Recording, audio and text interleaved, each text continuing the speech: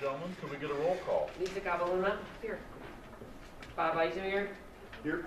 Kevin McCollum. Here. Deb Brady. Here. Diane Salter here. John Chartier. Here. Marianne Dwyer. Here. Dr. Outlaw. Here. And Jan Meek. Here. And our student reps. Welcome. Hi. Okay, would everybody please stand for the Pledge of Allegiance? Pledge of Allegiance To the flag of the United States of America and to the republic for which it stands, one nation, under God, indivisible, with liberty and justice for all. Thank you. Okay, this evening we have a school showcase, which will be the Brandon Middle School.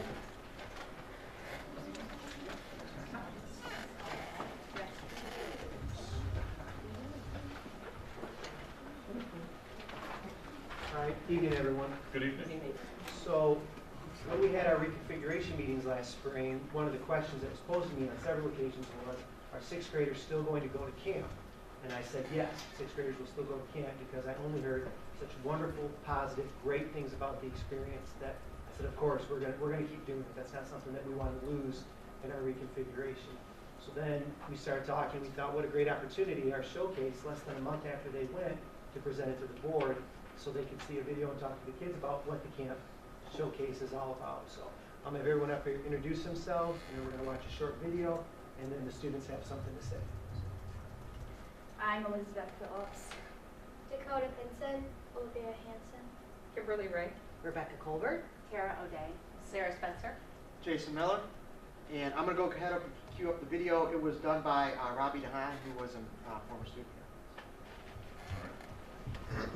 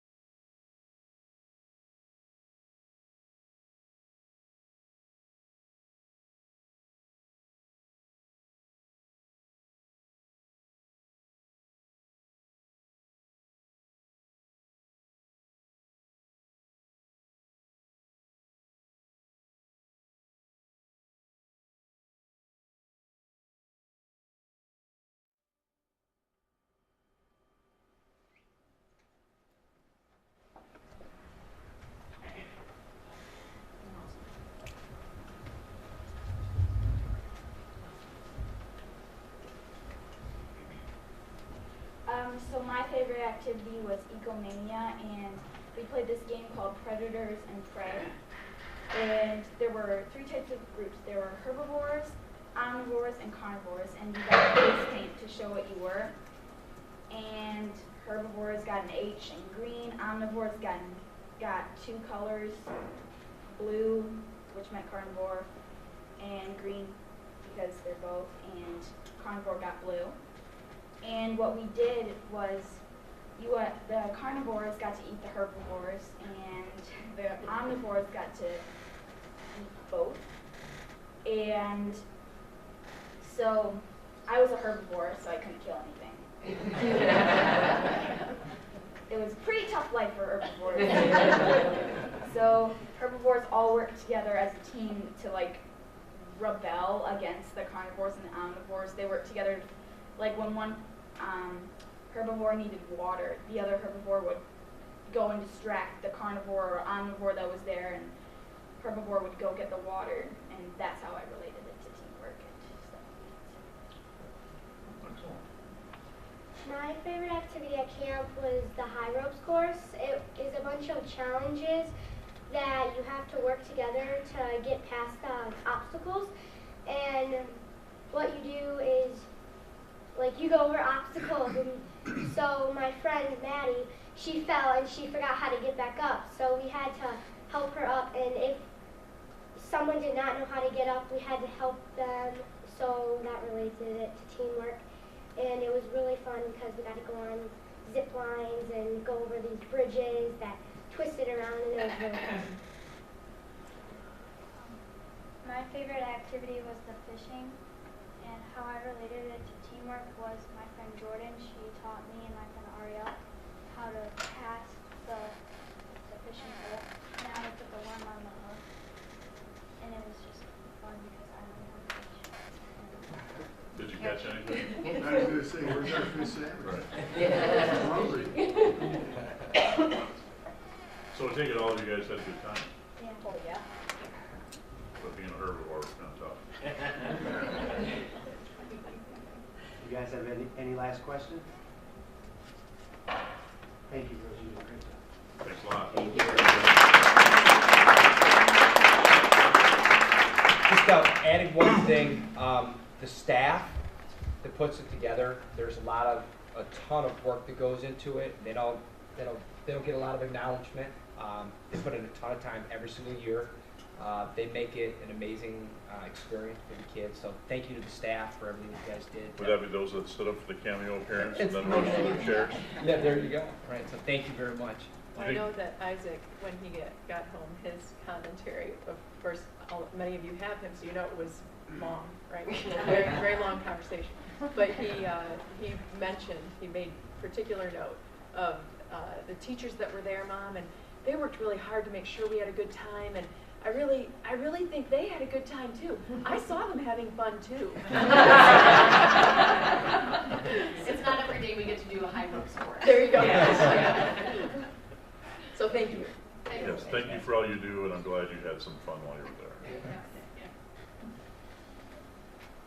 Okay, we'll move on to our Brandon High School student report. Ladies?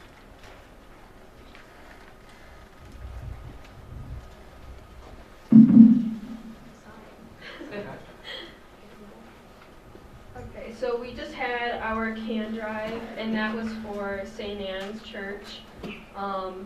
We got a lot of cans this year, which is good, and the winner got a pie party. Which is tomorrow. We also did our candle fundraiser for fundraising. I want to say, how much did we raise? Around like $2,000, because we get like 40% profit. So that was really good. We always do candles because everyone loves candles. It's like my favorite thing. So. And then we partnered with Oats to do a fundraiser for them, and they're called breakfast vendors, and we go to Beaky's and we get a ton of donuts and cider, and then we push them around on carts all throughout the hallways, and then they're just $1 per item. So that made like $300 we could donate to Oats. Our winter sports are also starting. We have ponds, wrestling, cheer, basketball, powerlifting, and hockey. And then for this Christmas, we have the toy drive coming up. That's also through St. Anne's, and that's a little bit later on in December. We're also doing rent a student member for our fundraiser, so all the classmates and student council can be rented for $5 is like the cheapest bid, and then people like keep bidding if they wanna. So that's just another fundraiser we do, and they get to miss like hours 1 through 3 or hours 4 through 6. So that's cool. And then overall, we just have our charity week coming up. That is in the first week of December, and that's just where we just do a ton of activities and all trying to raise money for charity. And this year's charity, we're doing the Humane Society. And so, yeah. And that's it. Who picks the charities? The charity week committee. Okay. Yeah. So. So do you guys like throw a bunch of names into a hat? I mean, how do you Yeah, decide like what the we choices are? usually do what's the Make-A-Wish. Make-A-Wish. We always do Make-A-Wish. Okay. And I think we just wanted to do something different because we always do Make-A-Wish. So the Humane Society was like something cool that we all wanted to do. Okay. Who gets to rent you? Anyone in school. In the school. Anyone in the school. Yep. It's fun. We can't rent one to rake leaves. Or, It is to get, Christmas decoration. yeah, right.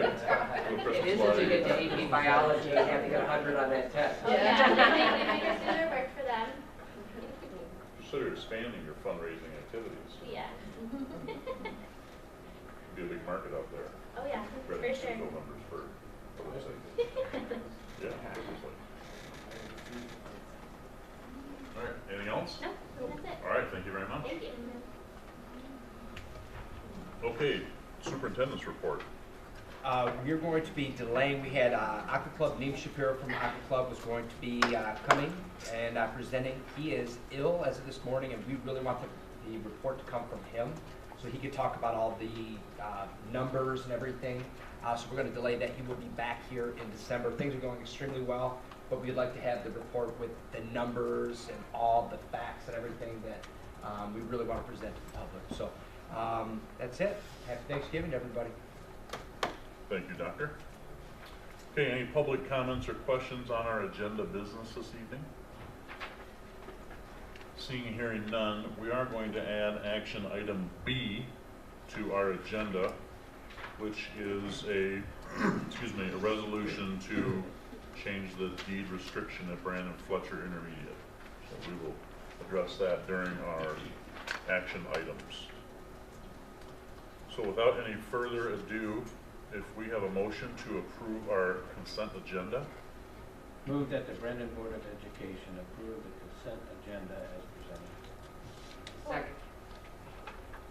Okay, all those in favor of approving our consent agenda, please vote by saying yes. Yes. Yes. Any opposed? Okay, down to our information discussion items. First one up is Jan, the finance report. Hello, yes, I have 4 items tonight. The first, the auditors talked about our fund balance in food service, that issue. That's a good problem that we have, fund balance. We're only allowed to have 3 months of expenditures in food service. So we have too much fund balance we have to spend. So I'm working with Suzanne to come up with some ways to spend money. Definitely one of the things we're going to do is upgrade the quality of the food. So instead of like a mix of iceberg and romaine, we're going to do all romaine, just things like that, more healthy.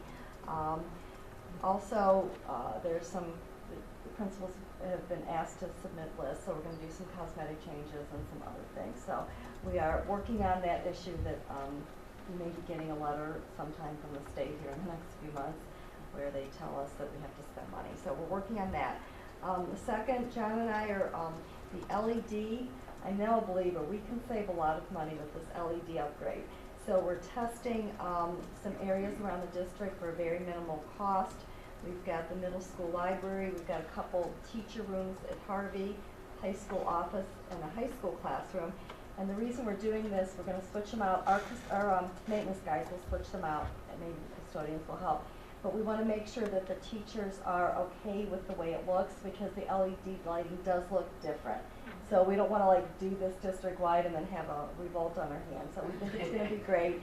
The numbers are really amazing how much actually we can save. I mean, into the 6 figures if we were to do this district-wide with a small investment actually, because the classrooms we can do, we would only have to contract the parking lot, cafeteria, and gyms. So anyway, that's a budget cost-saving idea that should be relatively easy to implement here in the next few months. Wanted to let you know in December I'll be bringing the budget amendment. I'm working on that now with all the contract changes and that. But that will be ready to go in December. And then I want to give my community ed update because this is fun stuff. The second one I'm going to do is the Aquatic Center. Per our contract, we said that they had to do family nights, so they're going to do 6 this year. They've done 2 already, and then they're doing a Christmas one, which is kind of fun. They're doing a holiday family swim night. So she's made a nice flyer. I've got to add a couple things to it, but Aqua Club made the flyer. So, wait till everyone has one. Put together right now where we're at this fall, which I think the numbers are pretty good for our first fall. Since summer, we just had a few in the summer. We've had 141 students, I guess 1 adult, enroll in our community ed classes. The categories are interesting. The first 2, not so much, but a lot of kids have been interested in our classes with 54. Our babysitter safety class was one Saturday. It was an all-day thing. We had 17 kids enroll, so we're going to do that again. We're going to offer it twice in the winter and once in the winter and once in the spring. I think the biggest surprise for me, it's been a great surprise, was science. We have a math science class and a bricks challenge. It's the young engineers, and we have 55 kids that have enrolled in that class between all of the sessions. And then Spanish, we were happy. We had 8 kids enroll in after-school Spanish. So we feel good about it. All of these classes will be coming back, plus additional classes in the winter. The brochure is set to be mailed out about a week before Christmas. We want to get it out before the holidays. Some good news, Christy and I are working, well, Christy has her relationship with BGYA, and they are going to be paying up to $4,500 for kids that are free and reduced. They're going to cover all but $10 for them to enroll in any of our after-school classes. At the high school, $3,000 of that had to be used at the high school, and we just have one program. It's through a kind of a life skills company. They're out of Troy, called Confidently. They're going to run a class. They run the classes for some of the private schools and Troy schools as well. The title of the class is going to be Be Confident, Be Well Spoken. And it's about presentation and communication and those soft skills. And so the BGYA money at the high school, $3,000 will be spent at the high school. That's for their parameters. So we're excited about that. We're going to really push that. We think that's a good life skill, something for all kids. The program will also be offered at the elementary grades 2 to 5. So there'll be $1,500 at the elementary, though. They can go in that program or science or anything else. So that's new. Appreciate Christy's help with that, or actually bringing that to my attention. Oh, another thing I want to let you know, the brochure, the next brochure, I am including, Parks and Rec, they're going to be part of our brochure, so it's going to be a flip brochure. Brandon Community Ed will be one side. If you flip it over, it'll be the Parks and Rec and their programs. So that's a way for them to get their, they don't do a brochure now, so I was approached and we thought, sure, why not? So we'll be splitting the cost of that. So that's new. Summer camps, we're already working on summer camps. We plan to have a few. Bob Larson is working on a coding camp, met with him. Matt and I met with some teachers. We're going to do at least a 2-week summer theater next summer. That'll be, I think we're going to target middle school, but Jeff Malicki and Kristen Kelsey and Brittany Miller, yeah. They're very excited about our teachers, so that's something new here. And then we also have a Live Safe Academy, amongst other things. So next summer we look to have quite a few camps here. Like I said, the winter brochure will be out before Christmas, so we're excited. Things are going well. Yeah. Good job. Thank you. It's fun. This is fun stuff. Yeah, the kids Like are. the theater. Yeah, Matt and I, we're all excited about that. So, okay, that's all I have. Thank you. Excellent. Any questions or anything for Jan? No, great job. Oh, Really thanks. excited. It's fun. Okay, yeah. Great. Okay, educational report.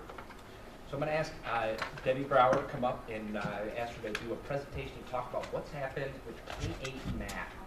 After that, we're gonna get brief updates from each one of our level teams on their progress. We were gonna do it in the work session, but we ran out of time. So that would be the second part of the education report. We'll do it all now. Yep. Hi. So this is all about K-8 math, and it begins in 2013-14. So the goal was to adopt a program that deepens students' mathematical understanding, and basically that means getting them to talk more about math, justifying their thinking, giving evidence, using a variety of models to show their thinking, and then solving real-world problems. So 2 teachers per grade level piloted in each grade level K-5 bridges, and then connected math was, it's called CMP3 in grades 6 through 8, and that happened in 2013-14. And then during that phase, the Oakland Schools consultants delivered training around good math instruction. So there was piloting, and then there was support from Oakland Schools. So then in 2014 through 16, we adopted Bridges and Connected Math. And then Jenny Gieselman became the part-time K-5 math coach. She planned and led the district PD for the K-5 teachers and worked through Oakland Schools and was like the bridge for that. And then Oakland Schools math consultants worked with the 6 through 8 teachers. And then last year in 16-17, Jenny continued to be the math coach and consult and provide professional learning and support to the teachers. And then last year, and I was excited to be part of this because I kind of helped Jenny toward the end of the year get ready for this accelerated piece. 4th and 5th grades began to get accelerated math, and then 6 through 8, their accelerated program was revised. So they had a bit of that, but it was kind of revised in the 16-17 year. And that takes us to this year. This is the 4th year of Bridges in CMP3 implementation. This is the 2nd year of accelerated math in grades 4 through 8. And then there was a 3rd bullet, I don't know where it went, but that says professional learning, and I couldn't get it on the slide, so our goal continues to be to deepen students' mathematical thinking and understanding with the focus of engagement. That looks like right now we're working really with a focus on discussing, justifying your thinking, and how to make sure all students are doing that in the classroom. And then persevering in problem solving, sticking with it, developing confidence, communicating their thinking and writing by engaging in discussions, using mathematical language, justifying their thinking, and then small group instruction based on their needs. That's the real focus this year, K-8. And how that's going, I am currently working with Oakland Schools math consultants to plan PD that will be for the principals. That's going to focus on student engagement. We'll be doing that shortly and going into the classrooms and looking to see what the different classrooms look like and what evidence do we have that students are engaged in that deep thinking. And then I'm working with the interventionist all in K-8 and the teachers to bridge that partnership and help them differentiate instruction and deliver instruction in the classrooms. And basically, I'm super excited this year because it's a work in progress and who knows where it's going to actually end up. But the vision is for PD to be very differentiated. It's planned by teachers with my help, of course. And I always get really excited about instructional rounds, teachers going into classrooms and watching each other teach and learn from each other. Small burst of differentiated instruction or differentiated PD for teachers. For example, right now we have a couple of new teachers that need some specific Bridges training, so we're working on delivering that in manageable little bits. And then I'm currently planning and co-teaching with many teachers. Some of my greatest highlights are getting in the classrooms and actually seeing it in action and having teachers say, you know, come plan with me and let's really talk about what it looks like for 6th graders to be in a deep math discussion, or what it looks like for third graders to be doing the work using different models. So it's been a fun journey so far, and there's a lot on the horizon, and I look forward to sharing where we're at next. It will, I imagine, still be 2017-18 at some point, but I'll have another slide for you, and that's it. So being that we're all friends here, what's not going the way you think it should, or where's your little pitfalls, you know? A lot of times we hear about everything that's going great, but Yeah. what's not quite going so great? That is a good question. One of the pitfalls for me personally is that everything we're doing takes time. So right now, what's not going great, in my opinion, is that it involves time and planning and people and little bits.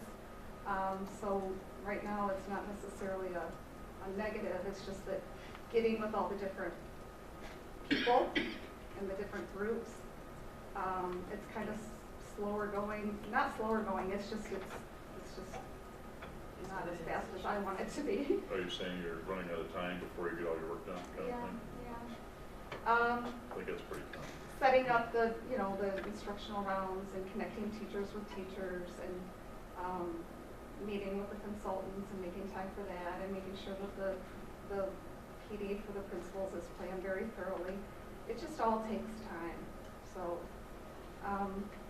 other than that, I think for teachers, the thing that they would say is also time and just, having all those people together and those resources. But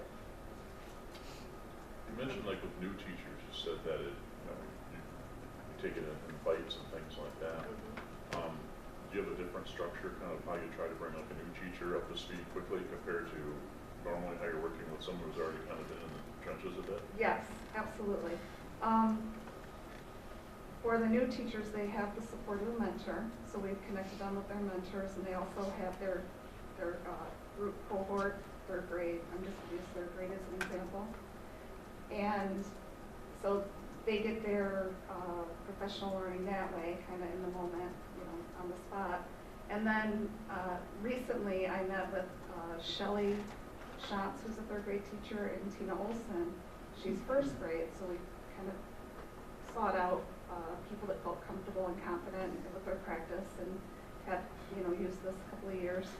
And they helped me kind of think through what would be the most important thing right now to deliver to a new teacher, in addition to what's happening with the mentor support or the cohort support.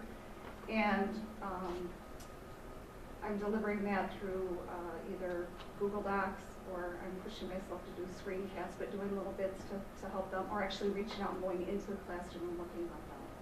So we kind of know the areas, like one of the areas right now is making sure that the pacing guide is followed and helping people pace. That's something that really doesn't take a whole half a day of PD or whatever, and we can get in there and help out. So I think that another thing I didn't mention here is that there are leaders in the buildings that are definitely helping out to help develop our teachers. Thank you. Okay. I heard Jenny Gieselin was K-5. Yes. Who's 6, 7, 8? Do you have somebody designated for that? No, it's traditionally been the Oakland Schools consultant. This year it's me. Okay. And I've been working with the interventionist and a couple of the teachers so far. But it all started with first getting, taking a look at the data and starting to form relationships. So, like I said, it's a little bit of a process. Yes? In answer to Kevin's question, you mentioned one of the biggest challenges or items that's always right there to contend with is time. So there's not much we can do about that, I guess, in many ways. But is there anything else that in kind of living this and watching the evolution and directing, the evolution of it, that you guys identify, the team leaders, anybody identifies as a need, resource, something that we need to have in the back of our minds toward this very important aspect of our school goals and 2025 and all that good stuff there? Anything at all? That's a very good question. Yes, How can we help? Okay, I was gonna have you clarify. keep asking these really good questions because it gets me thinking about the future and big picture and then to some degree smaller bits. And just knowing that we're working toward really trying to ensure that students are in deep mathematical thinking, and to some degree sometimes that requires interventionists or another, human resource possibly in the classroom, and definitely working in a team. So I'm thinking about, I guess, having people in the classroom. And then, of course, asking questions and supporting what we're doing generally. Like sometimes. Are you thinking, I feel like you have another question. Do you have another question? Oh, I'm just pondering. Sometimes for me, being, not from an educational background, and we see a lot of presentations like this which talk about the good things that we're doing, which is all great, but, looking back on, what I do for a living and the things that happen with me, for every single plan I make, right, there's several items that don't work out the way I planned, or things that come up that throw monkey wrenches and things, and certainly your comment about time is something I think all of us can certainly relate to, but there's other things, and when we start looking at different things like, we talk about projects and all those other things of spending money and allocating resources and things like that, those are some questions that come up a lot of times in our minds of, with all this stuff you're doing, and you talk about, time being an issue, and, so kind of like what's missing, right? When the whole puzzle's laid out, what's missing? Is there something out there that we could do, or something we should at least have on our radar, that would help out? Those are things that, we like to know, and not that anyone's hiding anything. Sometimes, like you said, it doesn't necessarily come up in the conversation. But if there are holes, or there's things that, we could be doing, or something, we ought to kind of plug this hole with that. I think sometimes those are the things that we kind of like to hear from people that are in the trenches doing it. And it's just so we get a better idea of kind of what you're going through, and sometimes maybe there's something we can do to help and make your life a little bit easier and us all a little bit more successful. Well, I appreciate you sharing that with me, and I'm thinking that gives me, I can think on that and definitely have another angle to think about as I'm moving forward, because I think that's a good question that you're asking. Thank you very much. Anything else? I have a question for Matt. We talked about updates through the year on numbers. When are we going to see some numbers? If you're going to test out a few times, what's your plan for that? Which numbers? Yeah, the numbers on how the kids are progressing. Oh, that's what they're doing right now. Oh, okay. This is checkpoint one. I'm about to talk about that. The high school team, Dan, Dave, and Christy, go ahead and get set up here. Let me just give the update. Thank you. No, but that's a great segue into this. So, this is our first checkpoint. At the beginning of the year, the team presented about what they were going to be doing. We had the NWA test at this point. The teams are going to be coming back, and they're going to be reporting to you on progress. They will be coming back again in later in the winter, in February. They'll be coming back again in April, and they'll be coming back. These are brief updates, letting you know how progress is going. It should not be going on and on, just brief updates. David. So good evening, everybody. Thanks for having me. Whenever somebody asks me to talk about the high school and keep it brief, I have a hard time doing that because I could go on for hours and hours and hours about the great stuff that's going on at the high school. But we were given, we were asked as a district by the Brandon 2025 to look at becoming in the top 25% in all that we do in Brandon. So that's our mission, and we're moving towards that way right now. So this right here, this graph that I have up here, this is the graph you saw last time. This is nothing new, but we want to know where we've been, to know where we're going, and to progress. So that's our goal. Our goal is to take these numbers and increase them. We're not going to do apples to apples completely today, because at the high school, what we wanted to do, when you look at that, let's move the needle. And one of our missions is to move the needle with everybody, but move the needle with test scores specifically. ACT, SAT, PSAT, NWEA, and all of these. So how do you do that, and what's the most effective way to do that with our kids and get them to learn and understand the content that we want them to learn? So what we decided to do is take something that we call, and I believe I touched on this Last time I was here, and I want to invite Christy and Dave, I'd like to talk a lot, but please, guys, if I'm missing anything, jump on in here. But what we wanted to do was we wanted to take those students called our bubble students. Now, who are those students? Those students that we call our bubble students, and in this case, we used NWEA scores for 9th and 10th grade. We took those scores of the test that we just took here in late September. We identified who those bubble students are by this. Who are those kids that are either right there that just barely passed the test, that either just barely passed the test, just didn't make it quite up to where we wanted them to be, right in that range, right in the middle, those bubble kids. Those bubble kids, if you go after those kids, those are the kids that are truly gonna make the needle go this way. Those upper level kids, they're gonna do well probably regardless. Those lower level kids, we have some interventions, they're gonna go up too, but this is where it's at. These students right here, those kids in the middle, those ones that are just 1 or 2 points away from really making a difference and really moving our scores up where they want to be. So we wanted to provide a graph to you right here to show you where those kids are. Those numbers there, that 44, 34, 36, and 46, those are percentages of overall kids that we had that took the NWEA. Anything else, Dave and Christy, to add? Thank you. So, with that though, one thing we wanted to do as well, Hold on, sorry. Hold on, please. Go back. Please. So, if I understand what you're saying, is that on the 44% of 9th grade kids, that column right there, 44% were bubble students? Is that what you're saying? And we arbitrarily decided that number based on, yes, that is correct. Who are those kids that either just barely passed the mark of where we would like them to be, those that are right on the mark, or those that are just right under the mark? So those are the kids that we identified, who those are. And that was based on the state and the nation standard deviation error. So that's how we got that. Go ahead. I'm sorry, Dave. What? No, that was based on the standard deviation, that number that was projected by the nation.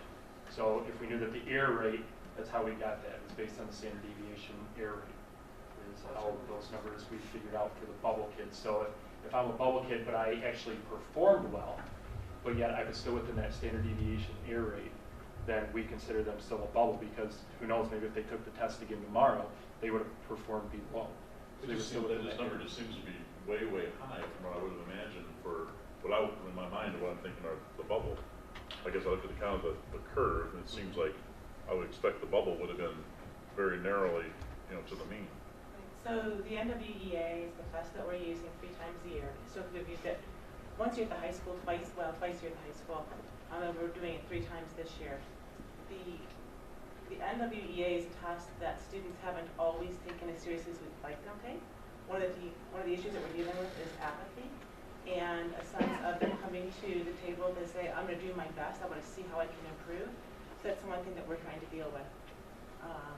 What Dave was referencing is this notion that there is NWEA does something called a linking study, where they link their scores across the country, as they were saying, to SAT and ACT scores to say what is the likelihood that they're going to pass. So that's not a direct correlation, and it really depends on how seriously kids took this test. They tend to take their SAT, PSAT, and MSTEP tests much more seriously because there's more that weighs on it. They're actually going to be applying to college, and those things matter to them.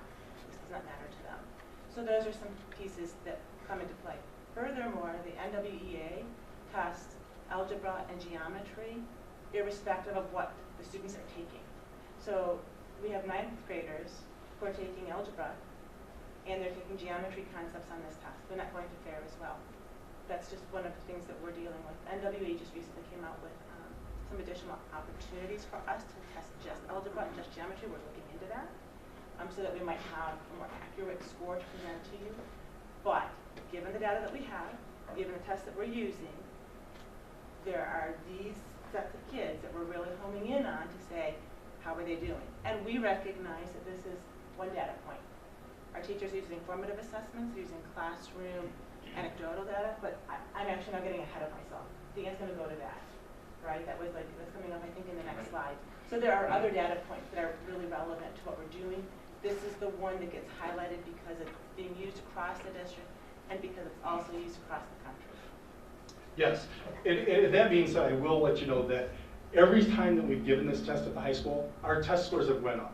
We have a long way to go at Brandon High School, but we're progressing in a great direction. Let me show you this slide right here. Now this slide right here, when you take the NWEA test, what it does is it compares us not only to Brandon High School students, not only to the students in the state of Michigan, but students nationwide. Okay, so when we do that, this is the percentage of kids at Brandon High School that are outperforming the students in the whole nation. So I just wanted to throw that in there. This is not data that we showed you last time. But when we have 25%, 24%, 30%, and 34% of our students outperforming the rest of the nation, that's a pretty good thing. We want those numbers to be higher, no doubt about it. But that's a good data point for us to see and for us to look at. So if you put those numbers together, if you can bring that group from the prior slide, we're up to 69, 70%. Exactly, for sure. Not if I did my math correctly. For sure. Yeah. Well, Yeah. and if I could just add, to be considered proficient for SAT, you need to be scoring around the 70th percentile on this NWEA test. That's pretty, I mean, that's huge.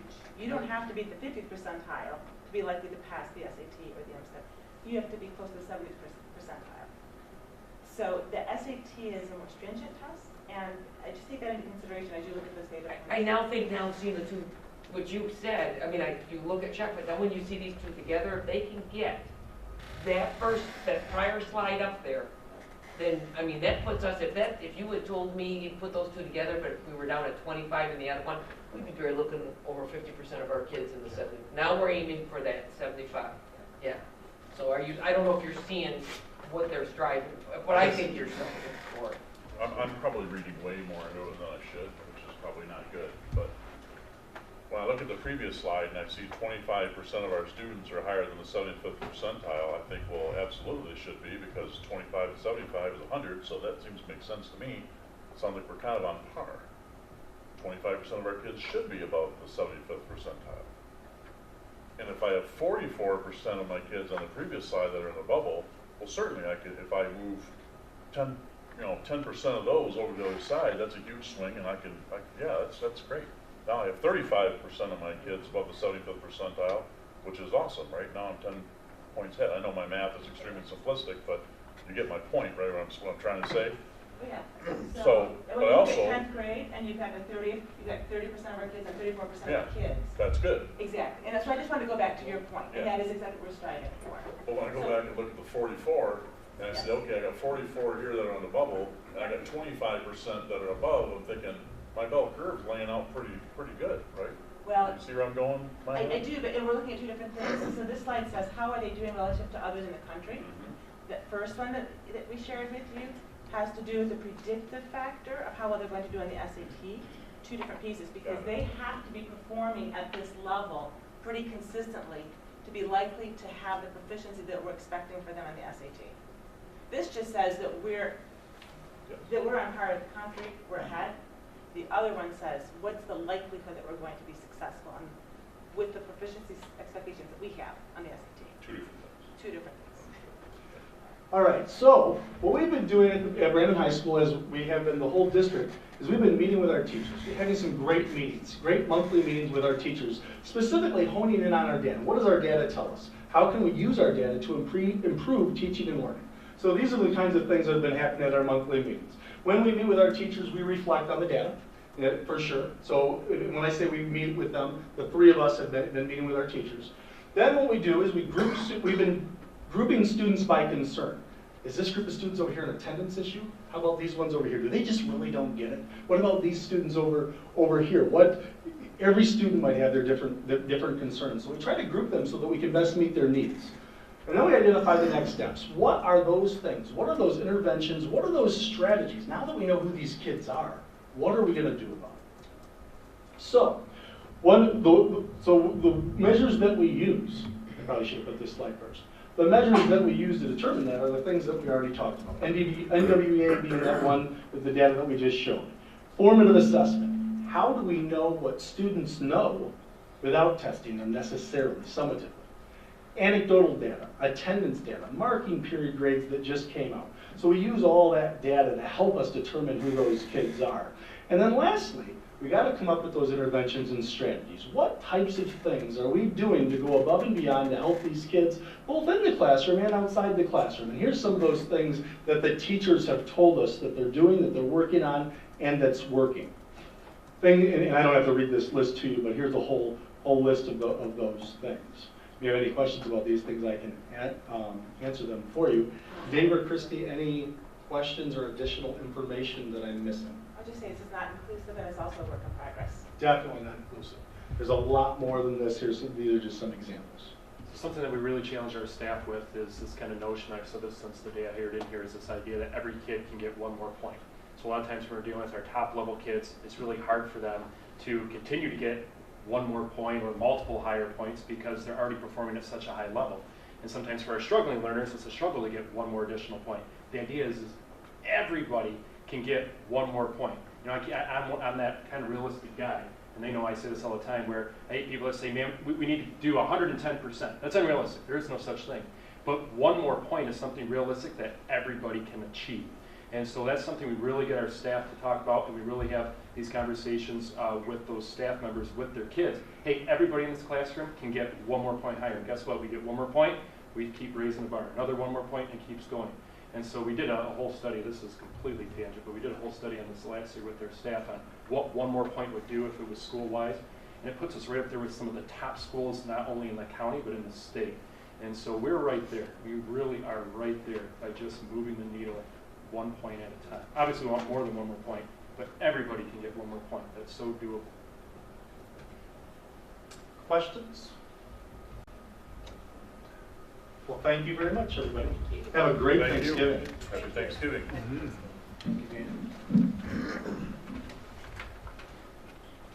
All right, so for the K through 8 version of this report, we have a little list of I almost said the MSTEP is not a moving target, which is completely not true because the MSTEP is always a moving target. But we do just have one test that we give. So when we were given the task of presenting you guys with updates, we're trying to update toward proficiency on MSTEP. We're lucky enough to give the NWEA test 3 times. The NWEA has done a linking study, and it linked a certain score that students can get at each grade level to likelihood of passing the MSTEP at that grade level. So what we're going to present you is what those numbers project from fall, how they'll project to pass MSTEP in the spring. In the spring. What's really great about this is that we're always trying to compare apples to apples and not apples to oranges. We hear this all the time when we talk about data. We think that this might do it because we're judging ourselves usually on, so if we're thinking of 4th grade MSTEP, we're judged on how this year's kids compare to last year's kids, 2 totally different cohorts. And it's kind of like it's almost like a coin flip. This way, you see blanks in our slides here. Mr. Tucker's going to have blanks just like we are for Harvey Swanson and Oakwood, because each time we come to you with an update, it'll have the next thing in here.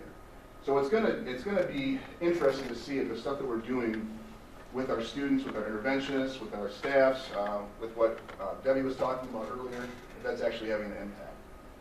So that's what these numbers represent. That's why they all say projected proficiency. It's based on that linking study. Before we go any further, I just want to make sure everybody understands that, because we've never really done this before, going this way. That's basically last year's 2nd grade kids, no? Nope. This is this year's. So Harvey Swanson free reading is, it's last year's 2nd grade kids. Yeah. But it's this year's 3rd grade kids. Yes, this year's 3rd grade. So it's really important when we think, because what we're aiming for is MSTEP proficiency. So when we report that to you in 3rd grade, based on what they did. I don't want to talk about 2nd grade last year. I want to talk about how 3rd graders did all throughout the entire year. Yeah. That's why we're doing projected proficiency. Okay? Okay.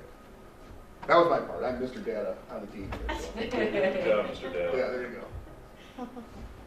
So as far as comparing apples to apples, we've worked as a team in getting these numbers and really making sure that we're using the exact same data in order to develop these numbers. So right now, if you look at that, you can see some of the areas that we really have a lot of work to do as far as the NWEA is projecting. Right now at Harvey Swanson, 37% of the students are projected to be on target to pass the M-STEP when they take it this spring.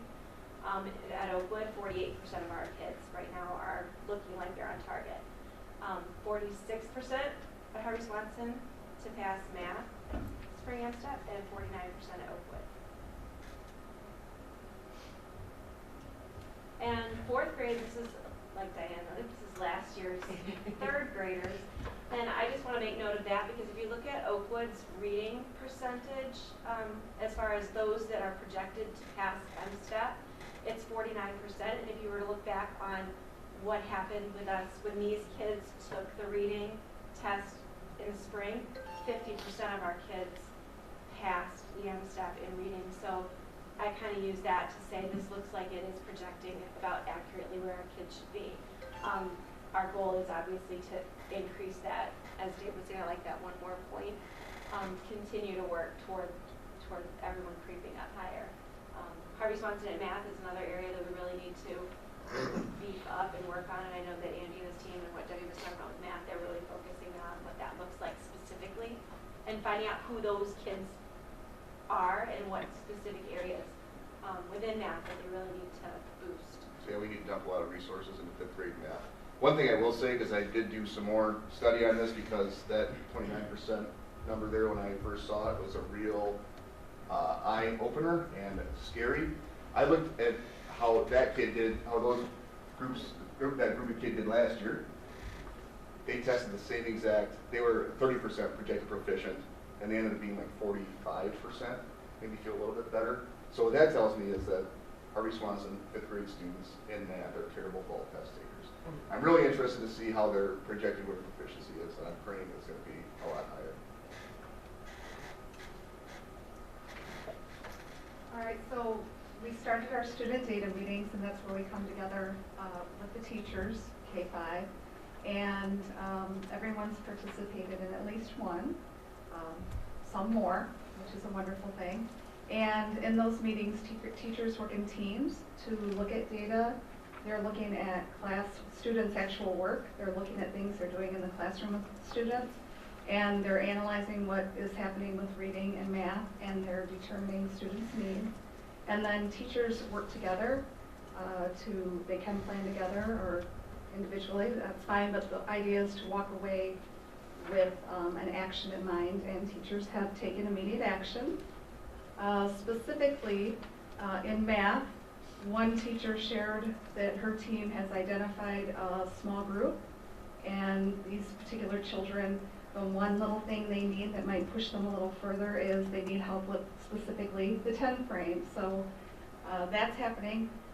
Another group of teachers said that they're basically just identifying more small groups and working with more small groups within the classroom. And then another teacher said that during independent work time, closely monitoring all students with the goal of catching mistakes and trying to question and prompt in the moment and clear up misconceptions, but being more intentional about that.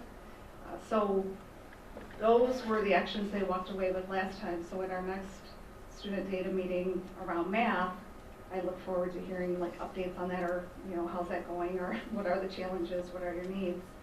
In reading, I know at last month's meeting, Carrie Losi and Jessica Hevel talked about the resource Next Steps to Guided Reading. We did some extensive PD in October and November around this resource, and a couple of teachers, especially Upper L, were extremely excited to get together and look at the actual resources in the book, and they've been using the comprehension cards more diligently. They work with students to make individualized alphabet books. That would be for definitely our kindergarten or first grades. And then another strategy is ensuring that every student is either in a guided reading group or in a book club for students who might need more of a challenge. So in K-5, those are just some things that have happened since we've been looking at data together, and that's it for K-5. Do you have questions about K-5? Okay, so now Mr. Tucker and I are going to talk to you about middle school, and we're going to start with looking at data as well. Sure. So just to piggyback off what everyone's already said, we follow the same format as the high school meetings and the K-5 meetings where we do it all together. It's the same kind of format, same questions we're asking, same data we're pulling, so we're all on the same page with that. As you can see here is the middle school numbers: 6th grade reading, 39%, 6th grade math, 39%, 7th grade reading, 49, 7th grade math, 32, 8th grade reading, 42, and 8th grade math, 27. We obviously have a lot of work to do there in the 8th grade math. But just like Mr. Phillips said, if you look historically at that 8th grade cohort, they're plus or minus about 4 or 5 in there. So historically, that's kind of where they've been. But that's some areas of concern for us. And again, just like Mr. Phillips said, we're looking for all those numbers to go up in the winter and then in the spring, and we'll get our MSTEP results back sometime in the summer. So we're doing the same type of classroom interventions, small group work, the interventionists, the differentiated instruction. We've already established who our quote-unquote bubble students are by those 1 or 2 points. Like Mr. Wyatt talked about, we've devoted hours and hours of PD to identifying these students, sharing ideas with one another as a staff. How do we get those students just that 1 more or 2 more points up to get them to that proficient category? So we've already done a lot of this legwork already. Do you have any questions about this? So, in the middle school, all teachers have also participated in at least one student data meeting already, like Mr. Tucker said. They've worked either individually or in teams to analyze the data and think about students' needs. And they also made a plan to work with small groups. And I want to make sure it's not just math and English, it's everyone. Music, art, choir, they've all met with myself or Debbie. And some of the best ideas I've been getting are from the electives teachers, because they come at it from a different angle. So, and then we share those ideas with everyone at our meetings. So it's not just math and English, we're all in it together. So the elective people come at it from a different angle, and their ideas are great. It's something that, you know, out of the box type thinking. So just the sharing of ideas has been really beneficial already. So if I may, looking at the different charts that have been put up there between your school and the lower schools and the upper schools, it looks like pretty much all those expected numbers are less than 50%. I don't know if I saw any that really were higher than 50%. Not at the middle school level. I'm not sure if I saw any anywhere, but anyway, my point is that what you guys expected to see? Because that really wasn't what I was expecting to see. I was thinking that we would have been over 50% if I look at it from a probability standpoint. But yeah, most of them seem to be in that, call it the 30 to 40. Some high, some low. But what do you, I guess I'm just kind of pointing at you, Mike, because you're kind of staying there at the moment. I'm the last one. Yeah, sorry. Well, I guess I could open up the rest of you guys too. Is that what you guys expected to see, or were you surprised as well? Well, like the linking study just came out, and the same thing that Christy said, you know, the 70th percentile for the PSAT and SAT, that's some difficult content to get through. So I didn't know what to expect, to be honest with you. We are putting, like we said, some things in place, trying to show the kids the importance of the test a little bit more. So I'm interested to see the next set. I am too, and I'm not trying to take away any of what you're talking about, all the different things you're doing. I'm just saying, I guess my simple question is... It was lower than I expected. Okay, That's what are you guys surprised that it was those numbers? It was a little bit lower than I expected, but what I think we need to remember, and the linking study is really interesting. So for students to be likely to pass the MSTEP, they've got to score way above being a dead average kid. The bell curve, 50% is the top of the bell curve. Yep. The linking study indicates that the cut scores of these kids that we judge these kids on was 60th percentile and above. And so that makes it really difficult. It's harder than just an average. Your average kid is not likely to pass the MSTEP. We have so many different things that we judge kids on. If you're reading at grade level, that's great, but you might not pass the MSTEP there. What I like about this, and what Mike said is exactly right, is it'll be really interesting to follow this through, and I'll be able to answer your question so much better when we have all those boxes filled in. We could be setting ourselves up for either such a home run with the school board by presenting it this way, or we could be presenting ourselves with, we got to start, we got to really do some things differently here. And I do realize it's a baseline, so I get that, it's a baseline. I was just surprised at what those numerical values on the baseline were. So I agree with you. When we see the next ones, that's going to be really, I think, really helping us to see kind of, like you said, where where we're tracking. I could throw out one other point. If you look at the state averages, it's not 50%. For example, in science, the statewide average in 8th grade science is like 16%. And if you're in the 35% of your kids are proficient, you're 50th percentile in the state. So it's normed in a way that it says 50th percent, they're on track, but state averages is a different category when we think about MSTEP. So if we had 50% of our kids or 60% of our kids that are on track, we're going to be quite a ways up in our scores when we compare it with the rest of the state. Yeah, but then we need to be careful how we present the data, right? Because if you look at that chart, you could almost say that passing the M-STEP is the goal, right? That we want to be, call it 100% at that far side. But yet, the way the numbers are, and what you just said, that really isn't the goal. Our right? goal is to be in the top 25% in the state. Maybe we could have put those numbers on here too. What's the target? What's the ultimate target by 2025? That might be interesting to add to that column on this as well to see how close we are. Because what Dr. Outlaw said is exactly right. Those percentages are different at each different grade level. It's also interesting to watch the trend of the data at the state level. Certain things go up, certain things go down every single year when you compare these different cohorts. So that's really an interesting thing. Finally, when we dig into this stuff, one thing that was interesting in the linking study is generally the RIT scores go up a few points each iteration of the test between the fall of fourth grade and fall of fifth grade. It was a huge jump. Huge jump. It was like a 10 midpoint thing, which probably means that the M-STEP in fifth grade takes a big jump in level of difficulty. That's kind of what I think. And then what's really neat about this is that it really lights a fire under teachers because they want their kids to pass the M-STEP too. They want Ortonville and Brandon School District to look awesome, to be schools that are celebrated in the newspapers and everything. We can look at where we are in the fall now, which is a really neat thing, and I think it's a good discovery. And another thing is we want all of our students to grow. You know, if we have someone that is at the bottom 10%, they get up to 20%, that's huge growth. Yeah. Yeah, but they're not even close to being at the top, so we look at individual growth as well for all the students. And that was really interesting for our teachers to dig into that data, not just for, the bubble kids, but the ones that are growing and growing quickly. So we're looking at all of that too and trying to find the successes and even the growth. So when do we get to see the next column of data? Like what time? February. February? Okay. All right, thanks. February and April and June. All right. And teachers are looking at this stuff at least monthly, and if not, a lot more. All right. And I appreciate it. I know it's a lot of work on it, and I really do. Obviously, numbers make you kind of wonder what's all going on, so that's for some of the questions, but they're up there. That's thanks what all I think is you guys important, is they're up do a there. Great job, and we appreciate it. Right, and deal with that, yeah. Thank All right, you. thanks, guys. Thank you. Wow. That was a lot. Oh, that's why it was good in the work session. We would have never got through that in the work session. No. All right. The first two agenda for surprises. All right, let's move on to our action items. On contract approval, central office support staff, technology staff, and maintenance staff. Do a motion?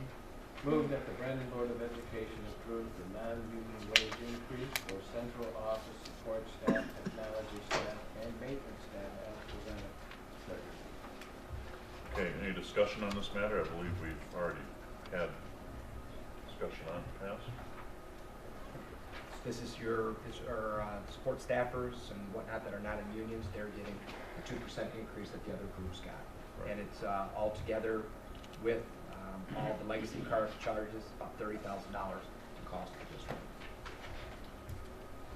Okay, all those in favor of the contract approval for non-union wage increases, please vote by saying yes. Yes. Yes. Any opposed? Okay. All right, item B that we added on to our agenda item here was a resolution to change the existing deed restriction at Brandon Fletcher. And what this pretty much says is that we are asking Dr. Outlaw to work with our legal staff to basically clean up the deed restrictions that are on that piece of property. I believe everybody has a copy of that here. So we're authorizing and directing Matthew Outlaw to take any action to ensure the restrictions are removed from the property, subject to review and approval by legal counsel. That's what we're asking him to do.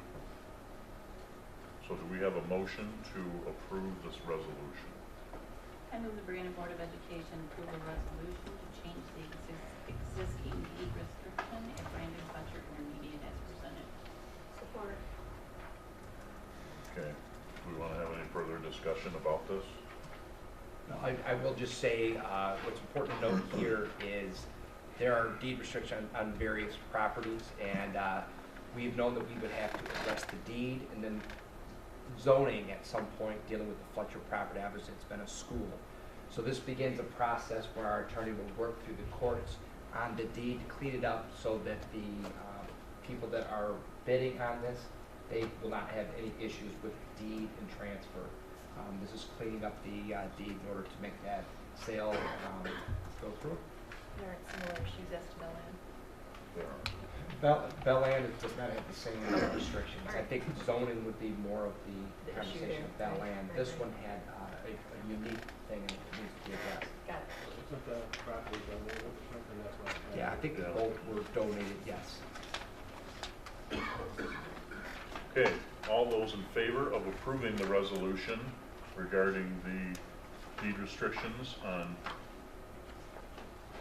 properties, Jesus, what am I saying here? Fletcher Intermediate School property, please vote by saying yes. Yes. Yes. Any opposed? Thank you. Well, that's difficult. Okay. Do we have any citizens input here before we move to a closed session to discuss Superintendent Outlaw's evaluation? Hearing and seeing none, do I have a motion to enter closed session? Move that the Brandon Board of Education approve to enter a closed session for the purpose of discussing Superintendent Outlaw's evaluation. Second. Okay, all those in favor of entering closed session, please vote by saying yes. Yes. Yes. Any opposed? Okay, take a 5-minute recess and we'll go into closed session. Thank you, everybody. Appreciate it.